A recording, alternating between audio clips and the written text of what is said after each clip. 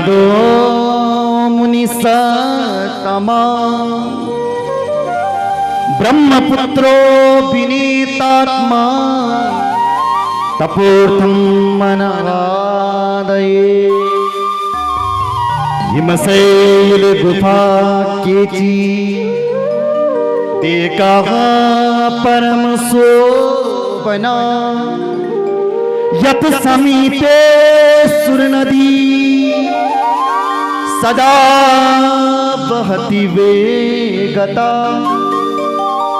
ये जो श्लोक हैं ये शिव पुराण के हैं, लेकिन ये कथा रामचरितमानस में भी लिखी है। बोलो जय श्री राम।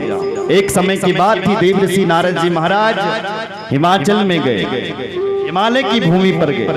अब हिमालय कहो चाहे हिमाचल कहो, हिमालय में गए और हिमालय की भूमि को देख करके नारद जी का जो मन है आनंदित हो गया। जब हिमाचल की भूमि को देखा, हिमालय की भूमि को देखा, नारद जी का मन किया कि मुझे इस जगह पर खूब भजन करना चाहिए, रमना चाहिए। तो नारद जी उसी जगह पर रम गए। हिमगिरी गुफा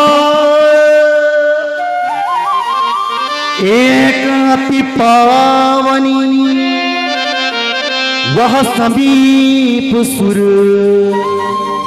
सरी सुहानी, आश्रम परम पुनीत सुहावा। देखी देखी देवर्षि मन हति भावा। श्लोक का अर्थ है, हिमालय की भूमि को जब नारद जी ने देखा तो नारद जी का मन वहीं लग गया और नारद जी तप करने लग गए। महाराज कठोर तप किया नारद जी ने। नारद जी को दक्ष ने श्राप दे रखा है कि नारद तेरा पैर एक जगह पर नहीं टिकेगा, क्योंकि दक्ष के 10,000 पुत्रों को नारद जी ने सन्यासी बना दिया था। इसलिए दक्ष ने नारद जी को श्राप दिया, हे नारद तस्मात् लोकेषु ते मूढ़ा न भवेत् भ्रमतः पदम्। तेरा जो पैर है वो एक जगह पर नहीं टिकेगा, तो हमेशा घूमता रहेगा, घूमता रहेगा, घूमता रहेगा। तब से नारद जी घूमता रहता है। नारद ने कहा, रमता जोगी बहता पानी अच्छा लगता है, इसलिए श्राप भी इसने मुझे अच्छा ही दिया होगा। सुन रहे हो? पर आज असंभव हो गया। क्या लिखा है? सुमिरत हरि साप कति बाधी, सुमिरत हरि साप कति बाधी, सहज विमल मन मन लागी समाधि, लागी समाधि। सुमिरत हरि, जैसे श्री हरि का नाम सिमरण किया तो नारद जी का जो चंचल मन है, जो हमेशा घूमते रहता था, भागते रहता था, वो मन आज ठहर गया, रुक हो गया, रुक गया, अवरुद्ध हो गया। जाना चाहे तो जा नहीं सकता। बोलो जय श्री राम। नारद जी कठोर तपस्या करने में लग गए। महाराज इंद्र की धड़कन तेज हो गई, क्योंकि इस धरती पर जब कोई ज्यादा तप करता है, यज्ञ करता है, तो इंद्र की धड़कन तेज हो जाती है। क्यों? क्योंकि इंद्र को फिर अपनी गद्दी को खाली करना पड़ता है। यहां से जब कोई व्यक्ति अच्छे कर्मों को करता है तो उसको स्वर्ग में जाता है, तो जितना बड़ा उसका कर्म होता है उतनी बड़ी उसकी स्वर्ग की गद्दी होती है। इसलिए इंद्र को डर रहता है। सीधी सी बात है कि चुनाव में यदि तुमने ज्यादा सीट ला दी तो आपकी सीट पक्की, और यदि किसी ने विधानसभा में अपना बहुमत सिद्ध कर दिया किसी दूसरे ने, तो गद्दी तो छोड़नी पड़ेगी। महाराज ऐसी ही इस धरती पर कोई यदि ज्यादा यज्ञ करता है तो उसके लिए स्वर्ग खाली रहता है, फिर वो स्वर्ग में ठाट बाट करता है। तो जब इंद्र ने देखा कि ये ज्यादा ही नारद कुछ तप कर रहा है तो धड़कन तेज हो गई। महाराज कामदेव को भेजा, कामदेव तुम जाओ और नारद की तपस्या में बाधा डालो। कामदेव गया और नारद जी को सताना शुरू कर दिया। कामदेव के 5 बाणों को लेकर के अपने बेटे बसंत को साथ में लेकर के गया, अपनी पत्नी रति को साथ में लेकर के गया। नारद जी के ऊपर काम बाण चलाना फेंक दिए, लेके नारद जी का कुछ नहीं बिगड़ा। न बभूव मुनिश्चेतो विकृतम मुनि सत्तमा भ्रष्टो बभूव पुंगरसो महेशानुग्रहेण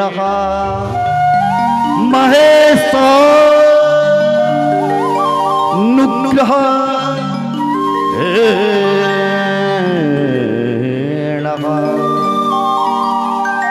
जिसके ऊपर राम की कृपा होती है, जिसके ऊपर शिवजी की कृपा होती है, काम उसका कुछ नहीं बिगाड़ सकता। मेरी सुन रहे हो?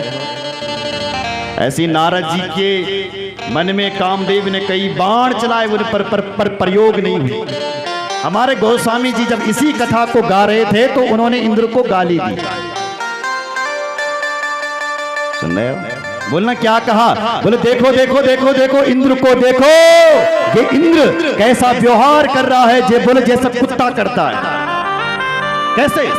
सूख हाट लिए भाग सठ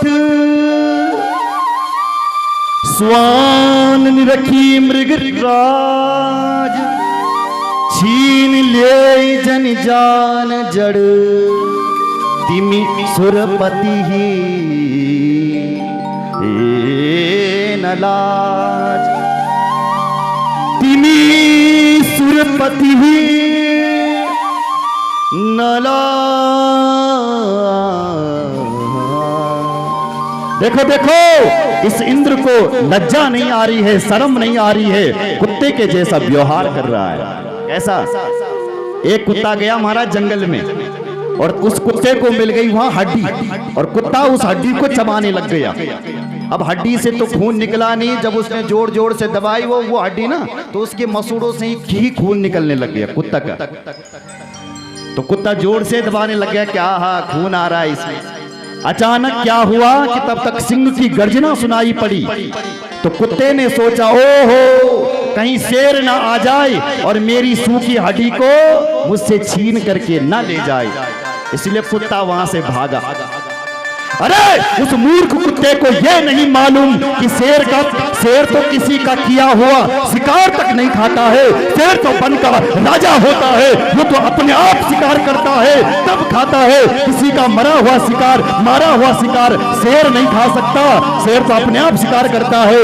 उसी प्रकार नारद जी जो है वो किसी इंद्र की गति के लिए तपस्या नहीं कर रहे। नारद जी तो मोक्ष के लिए अपने भगवान को रिझाने के लिए तपस्या कर रहे हैं, फिर भी जो ये इंद्र है ये कुत्ते के जैसा सोच रहा है, इसलिए इस इंद्र को जो है कुत्ता कहा है। बोलो जय श्री राम। स्वान कहा है, स्वान यानी कुत्ता। बोलो जय श्री राम। इसलिए मेरी मां ऐसा व्यवहार नहीं करना चाहिए। दुनिया वालों को भी सीख है। श्रीमद् भागवत में एक बार श्लोक है, स्वबित बरा होष्ट खरे सस्तुता पुरुष पशु। वो पशु भी, वो मनुष्य भी पशु के तुल्य है। कौन? बोले जो लोग अपने में कुत्ते की तरह लड़ाई करते रहते हैं।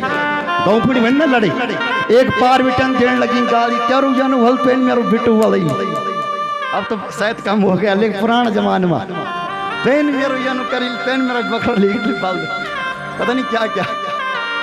तो एक ये बिटन देने लगी गाली, तब टन तो जो लोग अपने में कुत्ते की तरह भौंकते रहते हैं, वो एक बार बिटन एक बिटन, वो मनुष्य भी समाज में कुत्ते जैसे हैं। बोलो जय श्री राम। कथाकार का क्या है, इन्होंने तो इंद्र को तक स्वान कह दिया, तो इंद्र को भी जलन हो रही। बोलो जय श्री राम। बहुत प्रयास किया पर नारद जी के मन में कुछ भी काम भावना उत्पन्न नहीं कर सका। न बभूव मुनिश्चेतो विकृतम मुनि सत्तमा भ्रष्टो बभूव तंगरसो महेशानुग्रहेण रहा। इसी श्लोक का गोस्वामी जी क्या उत्तर दे रहे थे?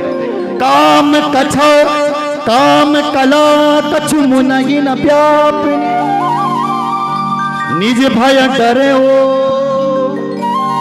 मनोभव पापिनी। काम कथा कुछ मुनहि न व्यापिनी। बहुत प्रयास कर दिया लेकिन नारद जी के मन में कोई भी काम का विकार पैदा ना कर सका। बोलो जय श्री राम। भयहु न नारद मनु कछु रोसा, कही प्रिय बचन काम परितोषा। भयहु न नारद मनु कछु रोसा। बहुत प्रयास कर दिया लेकिन नारद जी का मन तपस्या से हटा नहीं। तो नारद जी को खुद ही दया आ गई। नारद जी ने कहा, इधर आ, तेरे काम को मैं देखता हूं, इधर आ। तो मुझे परेशान कर रहा है ना, मैं चाहूं तो तुझे भस्म कर सकता हूं, पर मैं ऐसा नहीं करूंगा। क्यों? क्योंकि इससे मेरा जो है तप क्षीण होगा। क्रोध करने से तप क्षीण होता है। बोलो जय श्री राम। इसलिए मैं तुझे श्राप नहीं दूंगा, जा, मैंने तुझे माफ कर दिया। तो कामदेव चरणों में पड़ गया। कामदेव ने कहा, हे नारद तुम धन्य हो, धन्य हो।